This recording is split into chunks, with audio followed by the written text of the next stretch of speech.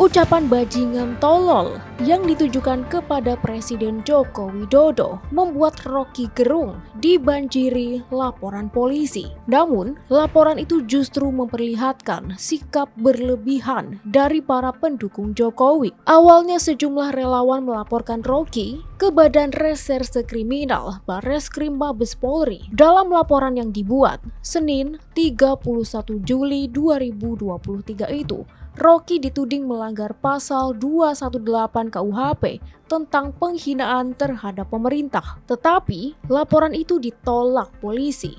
Alasannya, pasal yang dimaksud adalah delik aduan. Artinya, presiden sendiri harusnya yang melapor. Pada hari yang sama, Roky Gerung juga dilaporkan ke Polda Metro Jaya oleh Relawan Indonesia Bersatu (RIB). Namun di laporan mereka tak menggunakan pasal 218 KUHP, melainkan Undang-Undang Informasi dan Transaksi Elektronik UU ITE. Pasal yang diajukan yaitu pasal 28 ayat 2, junto pasal 45 ayat 2, Undang-Undang Nomor 19 Tahun 2016 tentang ITE dan atau pasal 156 KUHP dan atau pasal 160 KUHP dan atau pasal 14 ayat 1 dan ayat 2 dan atau pasal 15 Undang-Undang Nomor 1 Tahun 1946 tentang peraturan hukum pidana. Karena pasal-pasalnya merupakan delik biasa, Polda Metro Jaya pun menerimanya. Esok harinya, giliran politikus Partai Demokrasi Indonesia Perjuangan, Ferdinand Hutahean,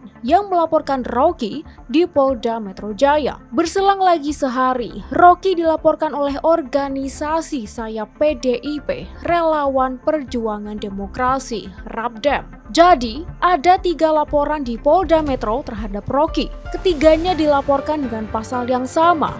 Bahkan bukan cuma di Jakarta, para pendukung Jokowi juga membuat laporan UU ITE di sejumlah daerah dan di Mabes Polri. Pakar Hukum Tata Negara Universitas Andalas, Ferry Amsari menilai banyaknya laporan terhadap Roky merupakan sikap yang berlebihan dan sia-sia. Ia menjelaskan, pasal 28 ayat 2 sudah dicabut Mahkamah Konstitusi, jadi tidak berlaku lagi. Kalaupun masih berlaku, pada pasal tersebut ada unsur suku, agama, ras, atau antar golongan, SARA. Sementara kata Ferry, Roky tidak menyinggung soal suku Jokowi atau agama dan golongannya. Yang disampaikan Roky itu kan tidak berkaitan dengan SARA. Jadi, tidak akan memenuhi unsurnya. Nah, kalau sebuah ketentuan itu tidak terpenuhi unsurnya, tentu tidak bisa digunakan atau didakwa dengan pasal tersebut, ujar Ferry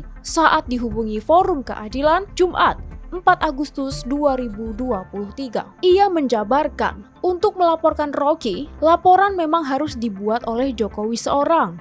Tetapi, di sisi lain, terlihat janggal kalau presiden melaporkan warganya sendiri. Masa ada kepala negara melaporkan warga negaranya sendiri? Kan jadi janggal, ungkapnya. Lagi pula, Ferry melihat kritik dan umpatan terhadap presiden sebagai hal yang biasa. Presiden Amerika Donald Trump pun pernah mengalaminya dan tidak ada persoalan saat itu. Mau dimanapun, sistem presidensial itu ya presiden yang jadi lahan kritik. Orang memegang tampuk kekuasaan penuh kok. Yang boleh sensitif itu kan masyarakat. Masa pejabat sensitif imbuhnya. Oleh karena itu, Ferry berpikir melaporkan Roky adalah respon yang berlebihan. Seperti diketahui, Jokowi sendiri menanggapi ucapan Roky dengan santainya. Kata Jokowi, itu hal-hal kecil lah, saya kerja saja.